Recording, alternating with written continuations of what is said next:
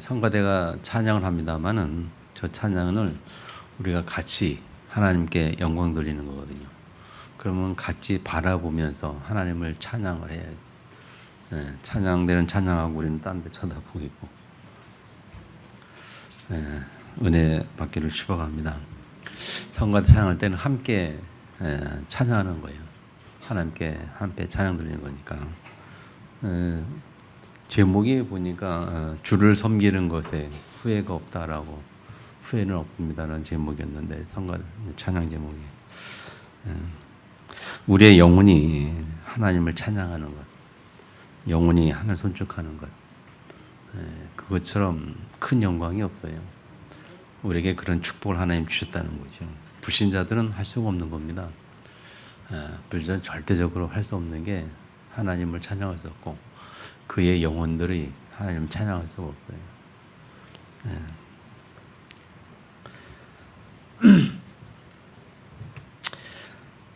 찬양 우리 드린 것처럼 우리의 영혼이 하나님 찬양하는 것은 굉장히 귀한 일입니다. 그런 의미에서 저 여러분이 하나님을 만났다는 것 자체가 축복이고요.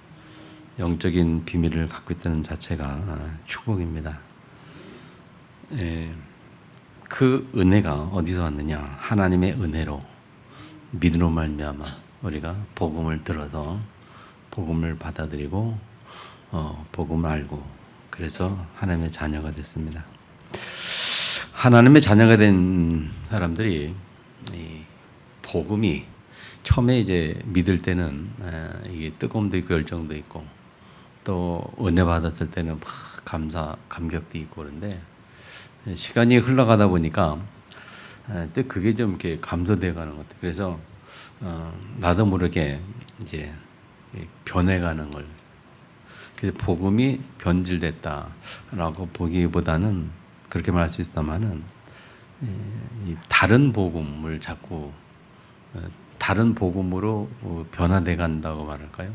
그러니까 복음이 자꾸 순수한 복음이 아닌 그 복음 속에 다른 것이 자꾸 들어오는 거죠. 그래서 다른 복음을 전하면이라는 제목인데요. 이 갈라디아 교회에 그런 일이 있었거든요. 다른 복음을 전하는 일들이 순수한 복음을 이렇게 희소시키고 다른 복음을 말할 때 뭐가 있을까 생각해 보니까 우리 그런 얘기를 많이 합니다. 가끔 목사님끼리 농담할 때 내가 복음. 예수 그리스도가 복음인데 시간을 보니까 복음이 그리스도가 복음이 아니고 내가 복음으로 변질돼 가는 것.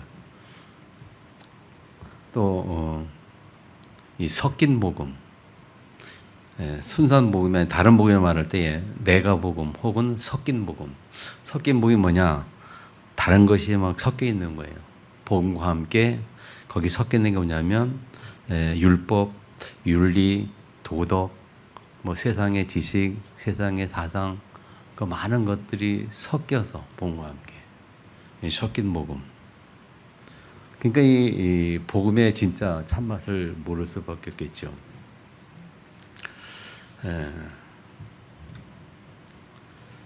내가 복음, 섞인 복음.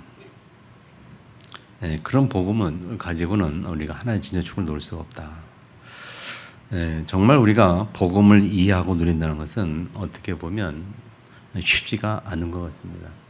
복음을 알고 깨닫는 하나님의 은혜로 우리가 예수가 그런 사실을 믿고 복음을 알고 믿고 영접해서 하나님의 자녀가 됐는데 그 자체는 뭐 어려운 게 아닙니다. 믿음을 말미암아 구원받았다. 예수가 그런 사실이 믿어졌다. 그래서 구원받았다. 어려운 게 아니죠. 하나님의 은혜로 그렇게 됐어요. 근데 이 복음에 복음 받고 그 복음 안에서 나오는 삶, 복음을 통해서 나오는 삶, 복음을 통해서 누리는 이 세상에 하나님께서 우리에게 주시는 축복의 개념으로 볼 때 평안과 안정과 만족과 안식 그런 것들을 볼 때는 좀 생각해 볼 문제 같아요. 쉽지는 않은 것 같습니다. 그렇게 볼 때는. 그래서 성경에 뭐라 되어 있냐면 에베소서 3장 19절 보니까 성경이 이렇게 말하고 있죠. 너비와 길이와 높이와 깊이가 어떠함을 깨달아 하나님의 모든 충만하신 것으로 너에게 충만하시를 구하노라. 예. 기도 제목이 뭐냐? 우리가 하나님의 모든 충만하신 것으로 너희에게 충만하실 구하노라. 그 하나님 모든 충만이 뭐냐? 그 너비, 길이, 높이, 깊이 함을 깨달아. 이 하나님 안에 있는 이 복음의 넓이와 깊이와 복음의 길이와 그 높이가 우리가 측량할 수가 없을 정도입니다. 측량할 수 없어요. 예, 왜 측량할 수 없느냐? 어떻게 그 증거가 뭐냐라고 볼 때, 여러분 우리가 예수를 믿고 복음을 받고 예수를 믿고 하나님의 자녀됐다는 것은 우리가 알고 있는 것처럼 창세기 1장 20절 28절에 원래 인간의 회복이란 말이에요. 그렇죠? 예. 그러면 창세기 1장 27절에 하나님의 형상 가졌던 처음에 형상 가졌던 그 인간의 모습의 회복인데 그 인간의 모습의 회복에 대해서 생각해 보세요. 그거는 우리가 측량할 수가 없는 겁니다. 무슨 말이냐? 아담은 하나님이 창조하신 모든 피조물들을 관리하고 다스렸다는 겁니다.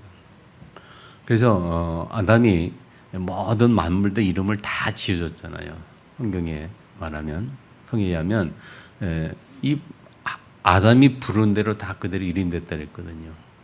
그러면 그 아담의 두뇌가 어떠했겠냐, 머리가. 그러나 하나님 형상 갈 때의 그 모습은 상상할 수 없는, 어떻게 보면요, 지금 세상에 있는 모든 컴퓨터를 다 합쳐도 못 따라가는 지능이 아니겠냐라는 생각을 해봅니다. 그렇게 볼 때. 그리고 정복하고 다스려야 했을 때의 그의 삶은 이게 보통 그게 아니거든요. 이 정복하고 다스리는, 지금 우리가 정복하고 다니는 개념이 세계복음화라는 개념인데 예수님 말씀하신 것처럼 온천한 마음이 땅 모든 족속 가라. 그 안에 모든 게 다 들어있죠. 그 넓이와 깊이와 높이가 얼마나 큰지 우리가 감히 헤아릴 수 있겠습니까? 세상의 모든 것들이 이 복음 때문에, 전도, 선교 때문에 다 존재한다고 우리가 봤을 때 얼마나 우리가 이 전도와 선교 속에 깊이 들어가야 회복될지 그 비밀을 우리가 알 수가 없잖아요. 근데 보면 하나님의 모든 충만한 것으로 너에게 충만하기를 구하노라. 바울이 에베소 교회를 향한 기도거든요. 그래서 복음의 그 깊이를 이렇게 우리가 안다고 할 때, 누린다고 할 때 이거는 상상할 수 없는 그런 복음입니다.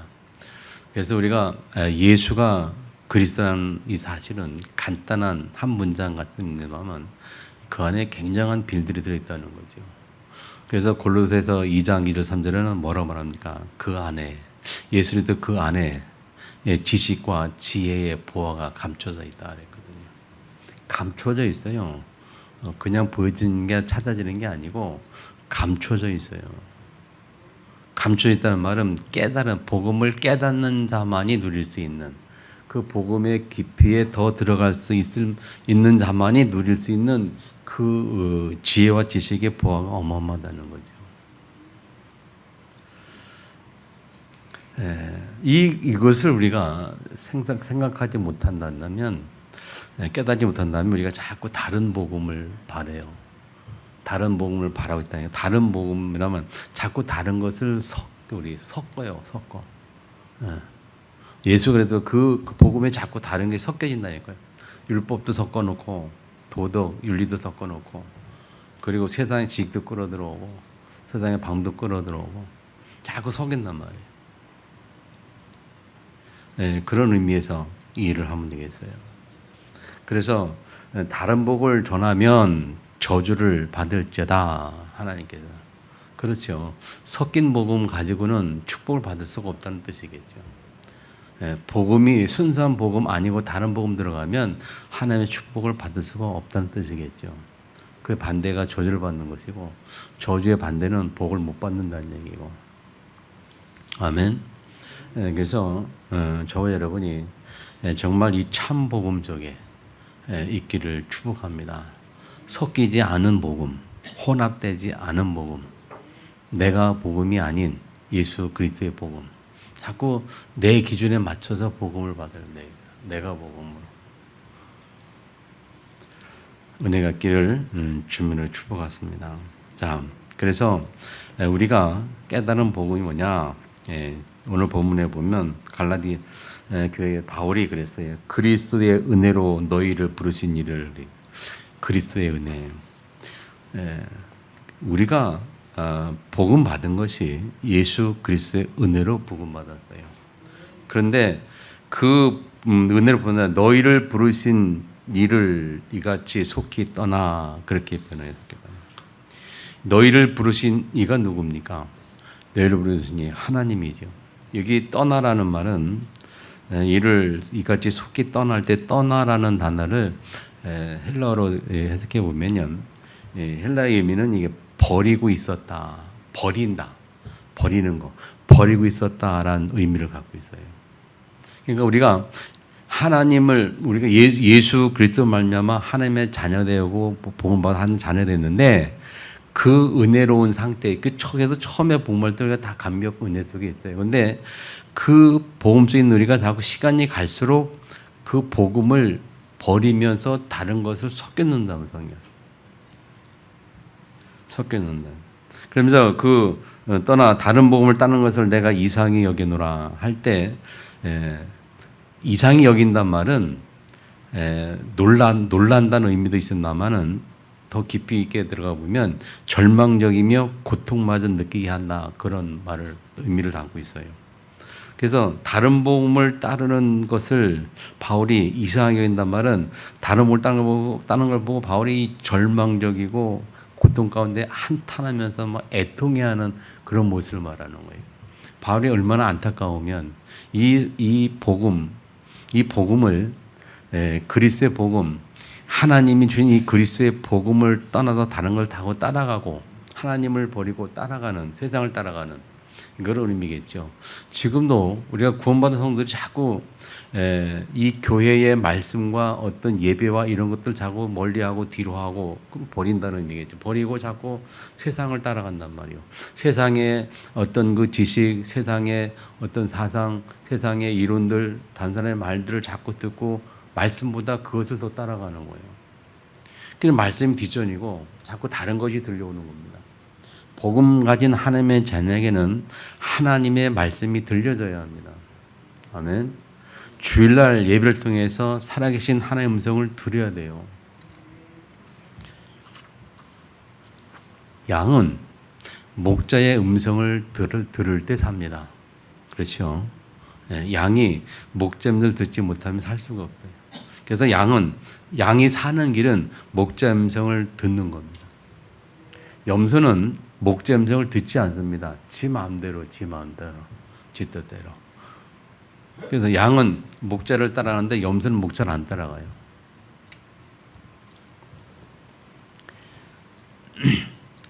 저 여러분이 이 하나님의 음성을 듣는 은혜가 있기를 축복합니다. 네. 자, 우리가 어떻게 구원받았냐 할 때 예수 그리스도의 은혜로 구원받았어요. 예수 그리스도의 은혜로. 예수 그리스도의 은혜로라는 단어가 이 은혜를 구원받는데 그 은혜라고 말할 때 세 가지를 우리가 알죠. 예수 그리스도의 은혜가 뭡니까? 예수님이 이 땅에 성육신으로 오신 그 사실. 성육신으로 이 땅에 오셨어요. 그래서 동정녀 마리아 속에 잉태해서 육신으로 이 땅에 오신 그 성육신하신 예수님. 그리고 십자가에서 우리의 모든 죄를 대속하신 그 예수님. 그리고 죽었다가 부활하셔서 사망 곳에 가진 사단의 머리를 깨뜨리신 그 예수 그리스도의 은혜로 우리가 구원을 받았어요. 그 은혜로 우리가 복을 받았고 구원받았고 그리고 그 은혜를 인하여 우리가 살아가는 겁니다. 아멘. 그래서 우리가 사는 인생은 예수 그리스도의 이름으로 사는 거예요. 예수 그리스도의 이름으로. 그래서 예수님을 영접할 때 주인으로 영접하는 거예요. 주인으로. 그걸 우리가 믿음이라는 믿음으로. 믿음이 뭡니까? 믿음이라는 것은 예수님을 주인으로 인정한다는 의미의 주인을. 예수가 그리스도요, 그분이 모든 문제를 하신 그분이 내 인생의 주인으로 인정하고 받아들인다는, 믿을 때에 인정할 수 있잖아요. 믿을 때에 맡길 수 있잖아요. 우리가 예수가 누구냐 할 때 그리스도라는 것도 믿지만, 예수가 누구냐, 내 생명 대신해서 십자가에 죽으셨다, 나를 위해서 모든 것을 다 던져버리신, 생명까지 버리신, 십자가에 죽으신, 사단의 머리 깨뜨리신, 인생 금전하신 그 분을 내가 믿을 때에 내 인생을 그분께 맡길 수 있다는 거예요. 사주팔자운명에서 우리를 건져내신 그분에게 우리 인생을 맡길 수 있다는 거죠. 그래서 이 믿음으로라는 말 속에는 많은 의미가 담겨 있어요. 예수가 그리스도라는 의미도 담겨 있고, 그리고 예수가 인생 모든 뿐만이 아니라 생사백의 주권자요, 창조주시오, 하나님이시오. 아멘. 그분이 나의 삶을 책임질 수 있겠구나라는 믿음을 가질 때에, 그렇겠죠. 우리 인생을 책임지는 믿음 가질 때에 우리는 따라가겠죠. 여러분, 세상에서도 그렇습니다, 여러분. 제가 알기로는 옛날에 그 전두환 대통령이 이 사람들을 잘 이렇게, 그 사람 밑에는 충성스러운 사람들이 많이 있더라고요. 특별히 그 장세동 그 사람 같은 경우는 완전히 전두환 대통령의 완전 충성스러운, 뭐 또 우리말로만 제자고 충성스러운 사람 아니에요? 아주 생명 건 사람들, 뭐 일생을 다 맡겼던 아주 그런 일이 있는데, 어떻게 사람들이 그럴 수 있는가 할 때 전두환 대통령이 잘한 게 뭐냐면, 이 자기 밑에 부하들을 다 사람들 거닐 때 항상 그 사람의 모든 일생을 다 책임진다는 거, 책임. 내가 평생 너 먹고 살 거 책임질 거야. 그렇게 하고, 그렇게 생각하고 그렇게 부른다는 거. 그리고 또 그렇게 해주고, 그래서 평생 먹고 살 10개만 원 돈 같은 경우 평생 먹고 살 돈을 다 이게 해주는 거죠. 많은 비자금 조성해가지고 뭐 돈 많이 가지고 있었는데, 어쨌든 밑에 사람들을 그렇게 거느리는 거예요. 너 평생 너 문 좋게 해줄게. 그렇게 하니까 사람들이 그 전두환 대통령 앞에 목숨 거는 거예요. 평생 안 떠나는 겁니다. 죽을 때까지 안 떠났잖아요. 언제? 평생을 책임지겠다는데 떠날 이유가 뭐겠어요? 그게 믿어지니까 안 떠나죠. 여러분, 예수님께서 우리 속에 들어오실 때는 우리 인생을 책임지겠다고 들어오신 줄 믿으시기 바랍니다. 아멘? 눈에 보이고 안 보이고 차이예요. 예수님이 저 여러분 속에 들어오셨어요. 주인으로. 나를 구원하시고 주인으로 오셨다는 거예요. 일평생을 책임지겠다는 거예요. 근데 이게 잘 안 믿어지는 거죠. 정말 믿어지면 생명 걸고 그럴 텐데, 그러면 정말 믿어지고 생명 건다는 말은 뭡니까? 그렇다면 주일 예배에 생명 건다는 말이 그 말이에요. 정말 믿어지면 주일 예배에 빠질 일이 있겠습니까? 여러분, 장제동 씨가 여러분 전두환이 부를 때에 24시간 내게 하는 겁니다. 언제든지 부른 쫓아와요. 언제든지. 뭐 바빠서 못 가요. 물이 있어요. 그런 핑계가 어디 있습니까? 있을 수가 없어요. 우리가 하나님 앞에 예배 드릴 때에 이런 핑계 저런 핑계, 사실은 우리가 믿음이 정확함이 있을 수가 없는 겁니다. 하나님이 말씀하자는데 너와 좀 대화 좀 하자. 내가 너한테 말씀 주겠다. 예배를 통해서 음성을 주겠다. 하나님 말씀하겠다는데 그 우리가 이 자리에 안 앉아 있어요. 안 와요. 그 믿음이 도대체 어떤 믿음입니까? 우리가 예수를 도대체 어떻게 믿고 있습니까? 우리? 아멘. 아멘 안 하시네. 너무 생각에 잠겨서 아멘이 안 나옵니까? 그리스도의 은혜로. 여러분, 굉장한 단어입니다, 여러분.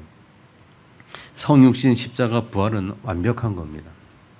그리고 예수님이 우리를 평생을 책임자로 부르셨어요. 그 증거의 말씀이 로마서 8장 28절 뭡니까? 뭐지요?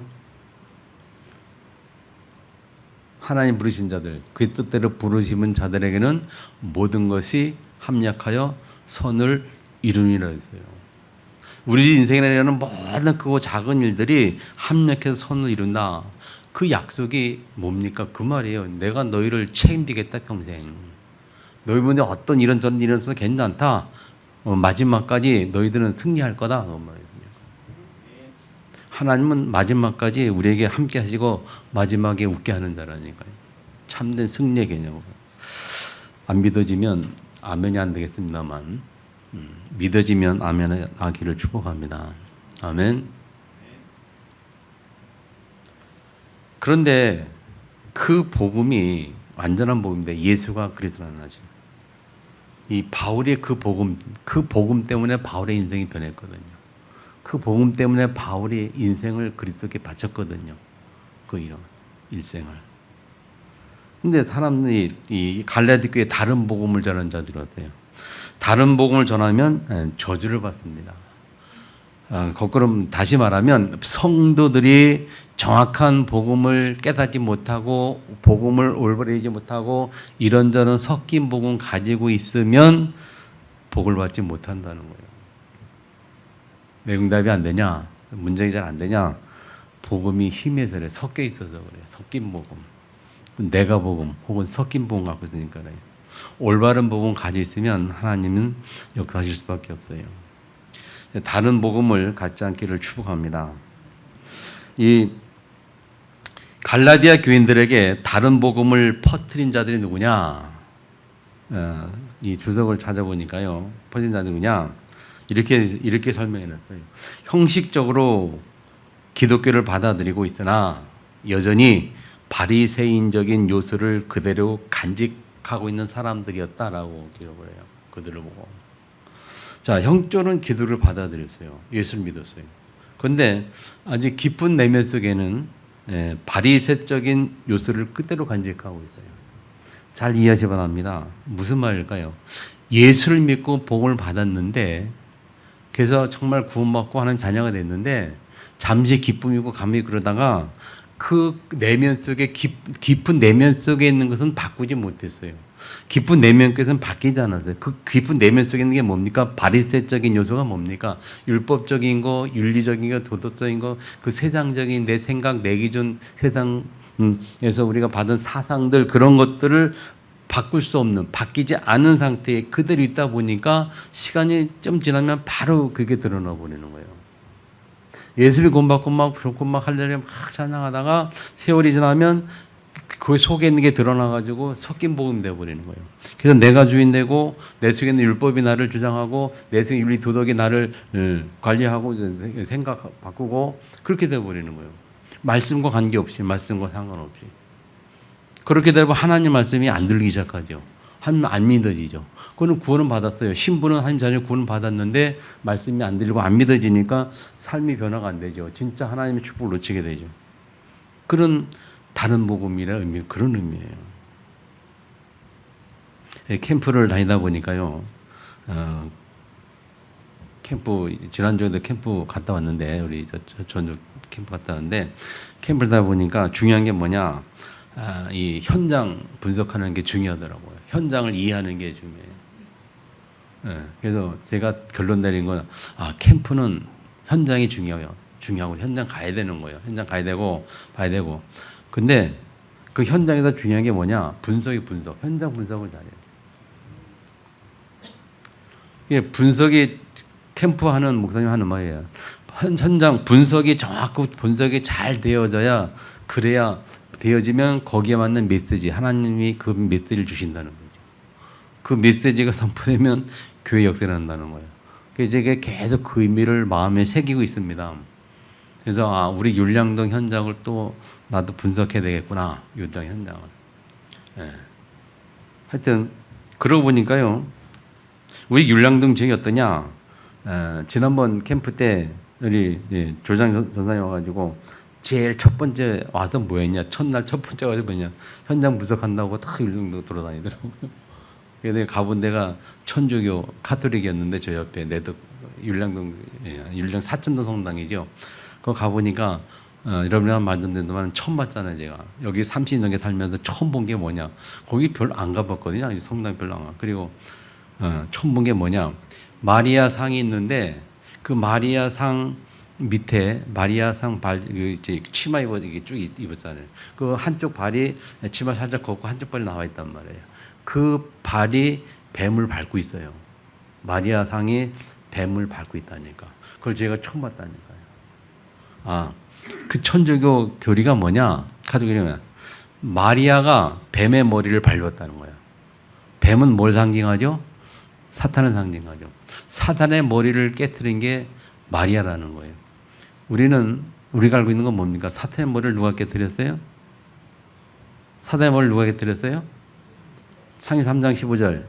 여인의 후손이 네 머리를 상할 것이요 너는 그의 발것이 물 것이라. 여인의 후손이 누굽니까? 예수잖아요. 예수님이 사탄의 머리를 박살냈지 마리아가 박살낸 게 아니거든요. 근데 카톨릭이 그렇게 믿고 있다니까요. 그러게. 그리고 이 율량동 한번 대표적인 건물이 뭔지 아세요? 율량동의 대표적인 게 뭔지 아세요? 성모병원. 청주의 대표였던 그룹 인물께서 청주 성모병원. 율량동의 대표적인 건물하면 성모병원이거든요. 그 상징성의 성모병원이에요. 카톨릭이죠.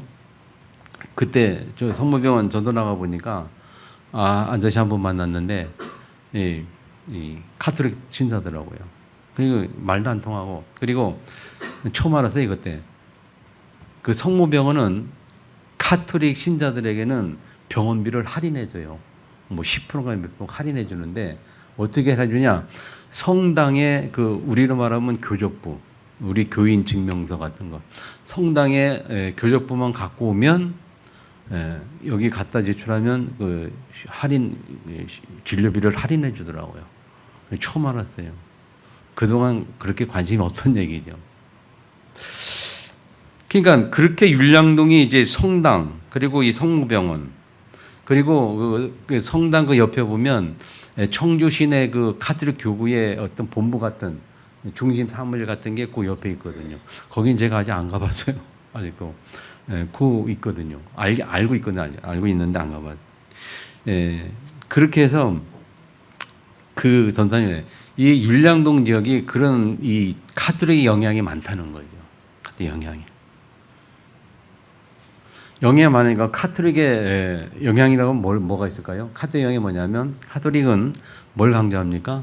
우리는 예수를 믿음으로 구원받는다 하지만 카톨릭은 무엇을 강조하죠? 믿음을 강조하는 게 아니고 카톨릭은 선행을 강조해요.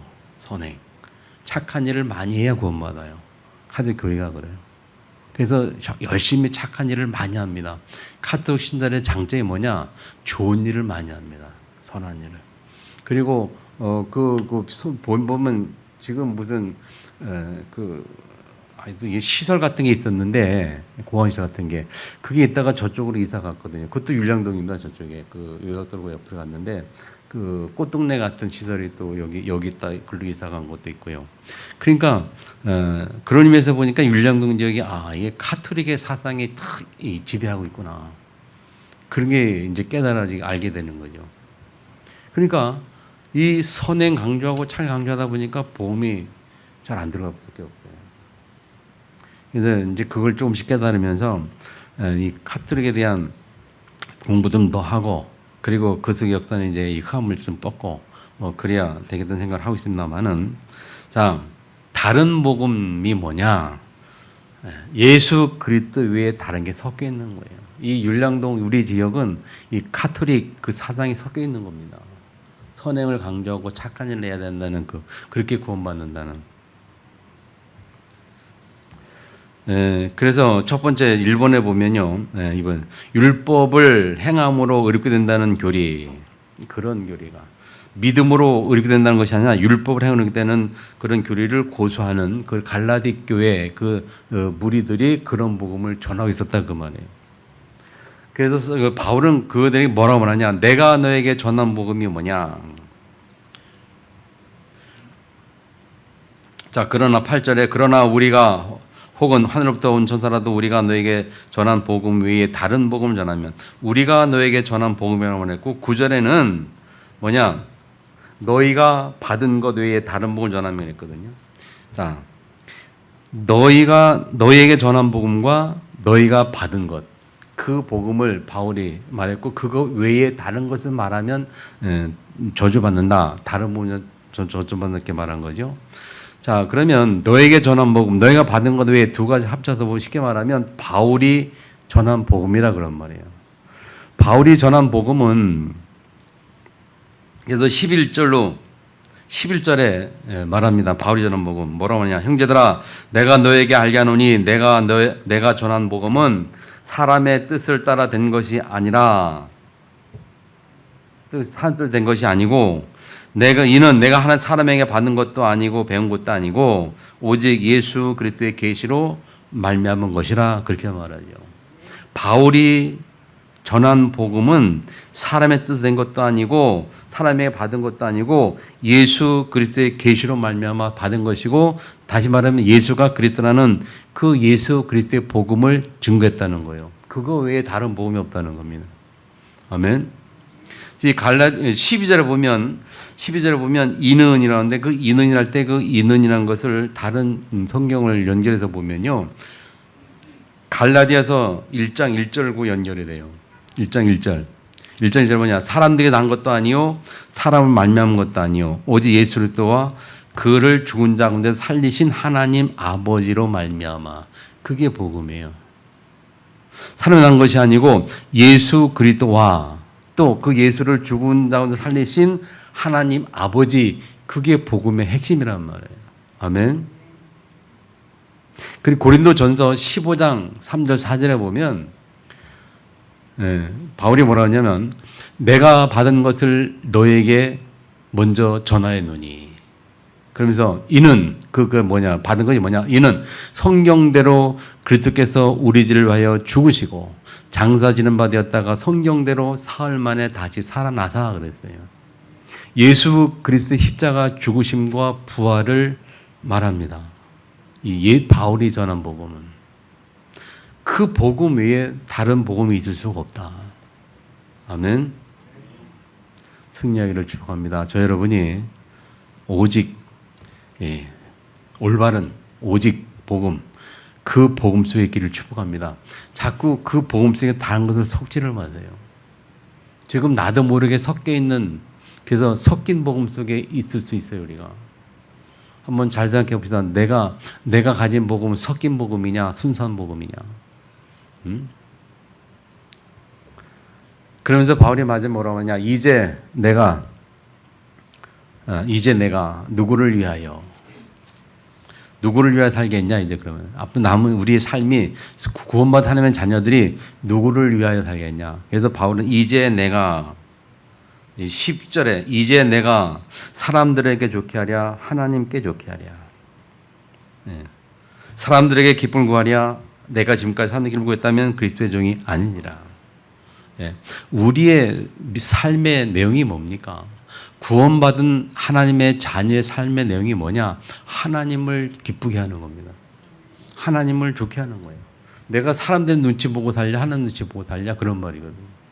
구원받은 한 자는 올바른 복음 가진 자는, 그래서 하나님의 사람에서 난 것이 아니고 사람에게 말면 것도 아니고 하나님께서 난 그 복음 가진, 그래서 우리가 구원받으면 잘된 것이 하나님께로부터 났는데, 하나님께서 난 내가 사람의 눈치 보고 살겠냐 하나님의 눈치를 보고 살겠냐 그런 말이에요.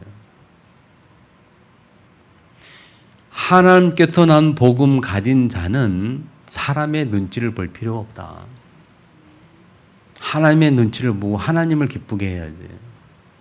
우리가 자꾸 우리 사람한테 매여 사느냐. 아멘. 그리스도의 종은 누구냐?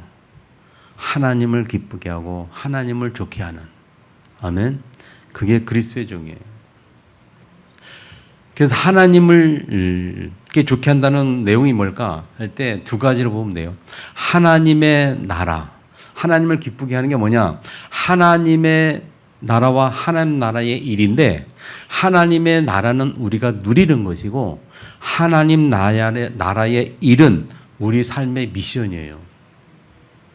하나님 나라를 이 땅에서 누리는 게 복음 가진 자가 가진 축복이고, 그 복음 가진 사람이 이 땅에서 사는 미션이 뭐냐? 그게 하나님 나라의 일을 하는 겁니다.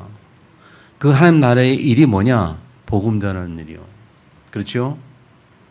그래서 예수께서도 마지막 말씀하신 게 그거 아닙니까? 온 천하 만민 모든 땅 끝까지 가라 그랬어요. 그게 우리의 미션이고 우리 인생이 할 일이라는 거예요. 우리가 가지고 있는 직업은요, 돈 버는 직업은 이 세상에 유신 가지고 살기 위해서 이 경제가 필요하기 때문에 하나님이 부업으로 주신 거예요. 주업은 전도와 선교고 살기 위해서 직업을 업을 주신 거예요. 그 업 속에서도 우리가 뭐냐? 그 업 속에서도 우리가 하나님의 뜻이 이루어진 하나님이 주신 현장임을 깨닫는 거. 그래서 어떤 현장이든지 어떤 업의 현장이든지 우리가 하나님을 기쁘게 하는 그 현장. 여러분의 업의 현장도 하나님을 기쁘게 하는 현장이 된다니까요. 승리하기를 주님으로 축복합니다. 결론 맺겠습니다, 여러분. 참복음은 나를 살리고 다른 사람도 살리는 겁니다. 그때에 하나님을 우리가 기쁘시게 할 수가 있어요.